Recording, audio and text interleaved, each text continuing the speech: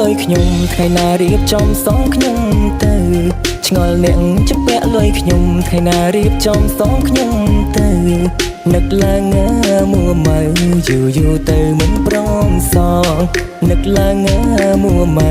យូរទៅមិនព្រមសងកាគ្រាមកខ្ចីលុយខ្ញុំពីរោះខ្លាំងណាស់កុំព្រួយបង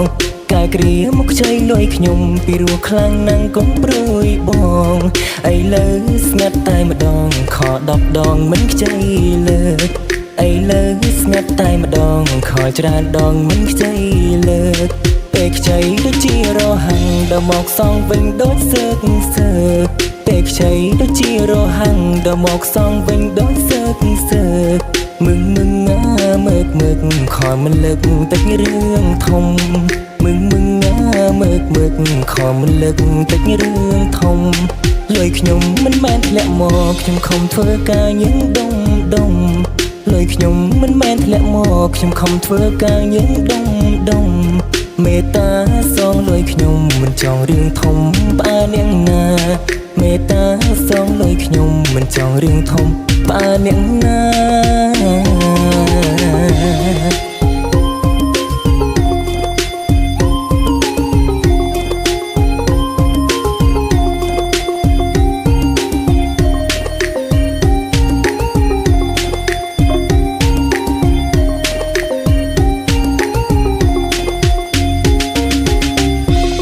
ឆ្ងល់អ្នកជពាក់លុយខ្ញុំថ្ងៃណារៀបចំសងខ្ញុំទៅ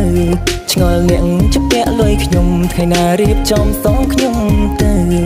នឹកឡើងមួម៉ៅយូរទៅមិនព្រមសងនឹកឡើងមួម៉ៅយូរទៅមិនព្រមសងកាគ្រាមកខ្ចីលុយខ្ញុំពីរោះខ្លាំងណាស់កុំព្រួយបងកាគ្រាមកខ្ចីលុយខ្ញុំពីរោះខ្លាំងណាស់កុំព្រួយបងឥឡូវស្ងាត់តែម្ដងខ10ដងមិនខ្ចីលើកឥឡូវស្ងាត់តែម្ដងខច្រើនដងមិនខ្ចីលើកពេលខ្ចីដូចជារហាំងដល់មកសងវិញដូចសើកសើកពេលខ្ចីដូចជារហាំងដល់មកសងវិញដូចសើកសើកមើកខំមិនលើកតិចរឿងធំមើកខំមិនលើកតិចរឿងធំលុយខ្ញុំមិនមែនធ្លាក់មកខ្ញុំខំធ្វើការញឹងដុំលុយខ្ញុំមិនមែនធ្លាក់មកខ្ញុំខំធ្វើការញឹងដុំ